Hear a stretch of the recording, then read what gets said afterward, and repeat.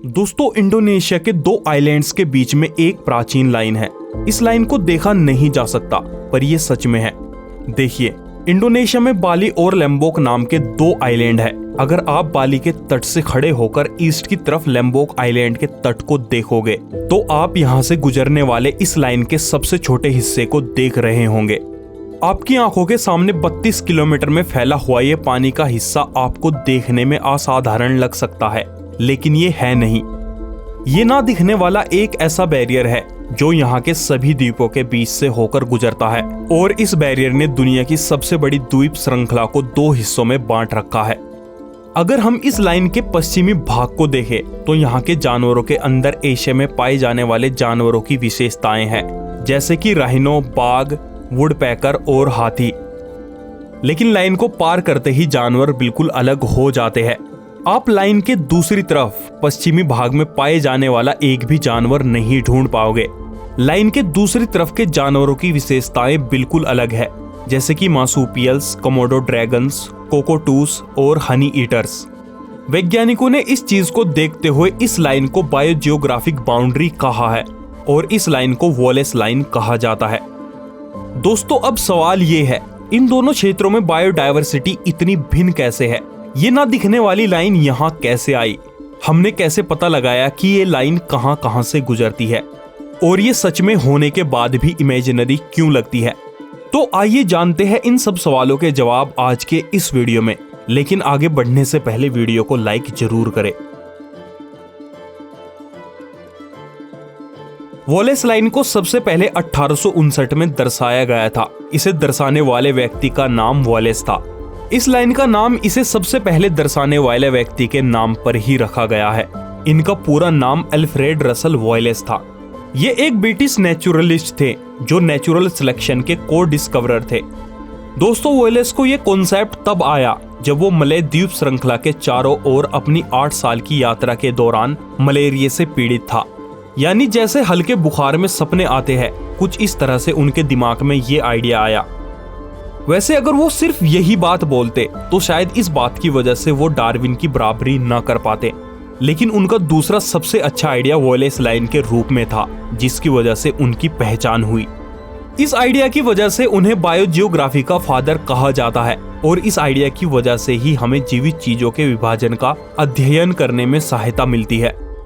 उन्होंने अपनी यात्रा पूरे द्वीप समूह में एक द्वीप से दूसरे द्वीप पर घूमते हुए बिताई, और जितनी संभव हो सके उतनी प्रजातियों को ऑब्जर्व करके एक श्रेणी में रखा। जब वो बाली से ईस्ट की तरफ लैम्बोक की ओर बढ़े तो उन्होंने पहली बार कुछ अजीब नोटिस किया, क्योंकि वैसे तो इन दोनों आइलैंड्स के बीच बस पानी है, जिसकी वजह से दोनों आइलैंड अलग है। लेकिन दोनों आइलैंड्स के जानवरों के जीवन में बदलाव धीरे धीरे नहीं था, बल्कि एकदम और बिल्कुल अलग था। वॉलेस ने जब दोनों तरफ के जानवरों को देखा तो दोनों आइलैंड्स के जानवर इतने भिन्न थे जितने इंग्लैंड और जापान के भी नहीं थे। दोस्तों, सबसे पहले वॉलेस का ध्यान पक्षियों ने अपनी तरफ खींचा, क्योंकि कुछ प्रजातियां जो जावा और बाली में भरपूर मात्रा में थी, जैसे कि पीले सिर वाली weaver bird, copper smith barbet और जावा में पाए जाने वाली 3 पंजों वाली वुडपैकर, ये सभी प्रजातियां लैम्बोक में बिल्कुल भी नहीं थी, और ये अंतर मैमल से लेकर बहुत सारे कीड़ों में भी था। ना दिखने वाली इस रेखा ने जानवरों की दो दुनियाओं को अलग कर रखा था, लेकिन क्यों और कैसे? दरअसल ये रेखा आइलैंड्स की बीच की दूरियां दर्शाने के लिए नहीं खींची गई थी। जब उन्होंने इस रेखा को मैप पर खींचा तो आने वाले सालों में लोगों ने इस लाइन का मतलब और ठीक से समझा। अगर आप इस रेखा के दोनों तरफ देखोगे तो आइलैंड्स काफी करीब करीब है, तो इस चीज को देखते हुए वॉलेस ने समझा कि कोई मिस्टीरियस फोर्स है जो जानवरों को भिन्न करने में भूमिका निभाती है, और वो फोर्स थी भूगोलीय घटनाएं। उन्होंने समझा पास्ट में हुई भूगोलीय घटनाएं हमारे आज के जैविक जीवन को आकार देती है, क्योंकि आज के समय में पाई जाने वाली जीवित प्रजातियों का जीवन प्राचीन काल में हुई भूगोलीय घटनाओं के कारण बटा हुआ है। इसलिए उन्होंने बायोजियोग्राफी के नाम से एक ऐसे चैप्टर की शुरुआत की जो शायद उनके ना होने से आज तक अज्ञात रह जाता।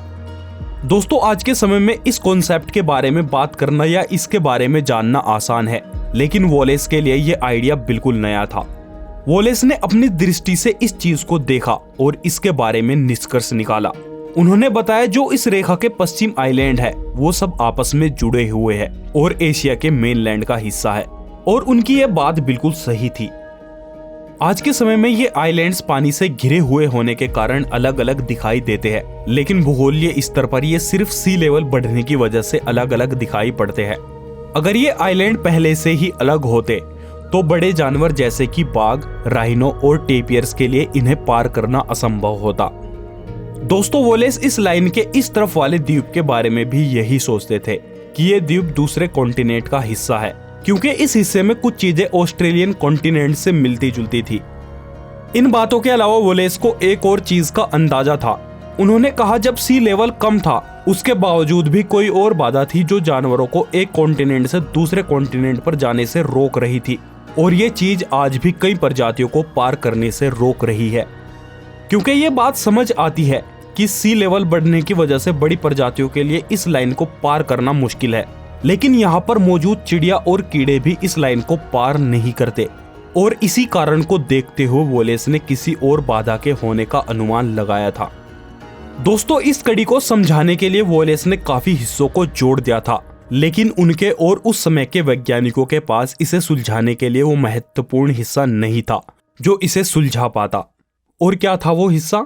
वो था टेक्टोनिक प्लेट्स। आप सभी को पता होगा हमारी धरती की सतह स्थिर नहीं है, बल्कि ये गतिशील है। ये अलग अलग हिस्सों से मिलकर बनी है, या फिर कहे प्लेट से मिलकर बनी है। ये समय समय पर इधर उधर घूमती है और टकराती रहती है। दोस्तों, ये एक और कॉन्सेप्ट है जिसे आज के समय में समझना बहुत आसान है, लेकिन वोलेस ने जिस समय इस रेखा को खींचा था उस समय टेक्टोनिक प्लेट्स का कोई कॉन्सेप्ट मौजूद नहीं था, क्योंकि टेक्टोनिक प्लेट्स का कॉन्सेप्ट 1960 में आया था और इस समय वोलेस को मरे हुए लगभग 50 साल हो चुके थे। आज के समय में हम अच्छे से जानते हैं कि टेक्टोनिक प्लेट की वजह से ही कॉन्टिनेंट टूटते हैं और बनते हैं। इसी चीज की वजह से द्वीप श्रृंखलाएं उभर कर आती है और इनके टकराने की वजह से ही पहाड़ों की चोटियां बनती है। कई अध्ययनों से पता चला है जिस जगह मलय द्वीप श्रृंखला है उस जगह दुनिया का सबसे कॉम्प्लेक्स टेक्टोनिक क्षेत्र है। इस क्षेत्र में कई प्लेटों का मिलन बिंदु है जो जगह बनाने के लिए संघर्ष करती रहती है, और नीचे चल रहे इस संघर्ष की वजह से ज्वालामुखी गतिविधियां और भूकंपीय गतिविधियां होती रहती है। टेक्टोनिक प्लेट्स की मूवमेंट सिर्फ इन गतिविधियों के लिए जिम्मेदार नहीं है, बल्कि इस चीज की वजह से जानवरों का जीवन भी बटा हुआ है। दोस्तों, 1980 में ही वैज्ञानिकों ने इस चीज को बड़े मजबूत दावे के साथ बता दिया था कि इस जगह पर मौजूद वोलेस लाइन सिर्फ टेक्टोनिक प्लेट्स की वजह से ही है। दोस्तों, इस जानकारी की वजह से ये बात साफ हो गई, रेखा के एक तरफ की भूमि अलग और दूसरी तरफ की भूमि अलग है। इसका मतलब वोलेस ने सही पहचाना था कि ये भूमि के दो टुकड़े एक दिखाई देते हैं, पर ये एक है नहीं। आज के समय में इन दोनों पुराने महाद्वीप के टुकड़ों को सुंदा और साउल के नाम से जाना जाता है। ये दोनों आइस एज के समय में भी अस्तित्व में थे। इस समय अधिकतर पानी जमा हुआ था और सी लेवल कम था। वोलेस को यह बात पता नहीं थी कि जो कॉन्टिनेंट आज पास दिख रहे हैं पहले वो एक दूसरे से बहुत दूर हुआ करते थे।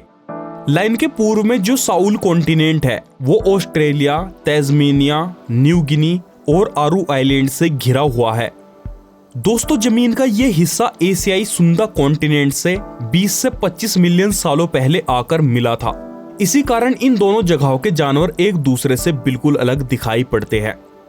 अब देखिए, जो ऑस्ट्रेलियाई प्लेट है वो अंटार्कटिका के साउथ से टूटकर लाखों सालों में धीरे धीरे एशिया की प्लेट की तरफ खिसकती रही। इस प्लेट के साथ पक्षी, रेप्टाइल और मार्सुपियल जैसी प्रजातियां भी आ रही थी। इसलिए आपको ये प्रजातियां एक दूसरे की नजदीकी लग सकती है, पर ये दोनों प्रजातियां दशकों से अलग अलग जगहों में पली बड़ी है। अब दोस्तों, जो इस एरिया का कॉम्प्लेक्स टेक्टोनिक प्लेट वाला क्षेत्र है उसकी वजह से यहाँ एक द्वीप श्रृंखला बनी है और इस द्वीप श्रृंखला को वोलेशिया कहा जाता है। इस जगह पर मौजूद ये सभी आइलैंड एक दूसरे से भिन्न इसलिए है क्योंकि ये एक दूसरे से जुड़े हुए नहीं है। ये आइलैंड बिल्कुल खाली थे और यहाँ किसी भी तरह के जानवर आकर रह सकते थे, और इस जगह पर अधिकतर ऑस्ट्रेलियाई प्रजातियां आकर रहने लगी। अधिक मात्रा में ऑस्ट्रेलियाई जानवरों के यहाँ रहने की वजह से आपको इस जगह पर वॉलेस लाइन के रूप में एक बैरियर मिलेगा जो एशियाई जानवरों को यहाँ आने से रोकता है। अब आपको लग रहा होगा हमें कैसे पता यहाँ ऑस्ट्रेलियाई जानवर रहते हैं।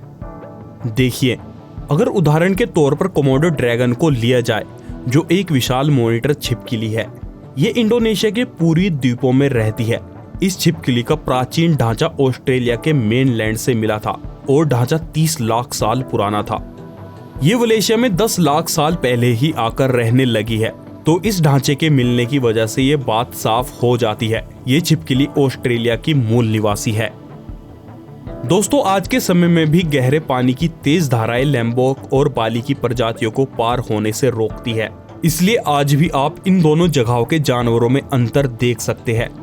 इन आइलैंड्स के जानवरों के बीच के इस अंतर को दिखाने के लिए वॉलेस ने पहली बार 1959 में इस लाइन को खींचा था और ये रेखा आज भी बायोजियोग्राफी में रुचि रखने वाले लोगों को अचंभित करती है। दोस्तों, वॉलेस द्वारा खींची गई ये लाइन भले ही सच में नहीं दिखती हो, लेकिन ये लाइन हमें बताती है कि कैसे पास्ट में हुई भूगोलीय घटनाएं हमारे जीवन को बांट देती है। इन घटनाओं की वजह से हमारा जीवन बिल्कुल अनजान तरीके से विकसित होता है और हमारे जीवन को एक अलग आकार मिलता है। तो आज के वीडियो में इतना ही। अगर आपको ये वीडियो पसंद आया हो तो इस वीडियो को लाइक जरूर करें।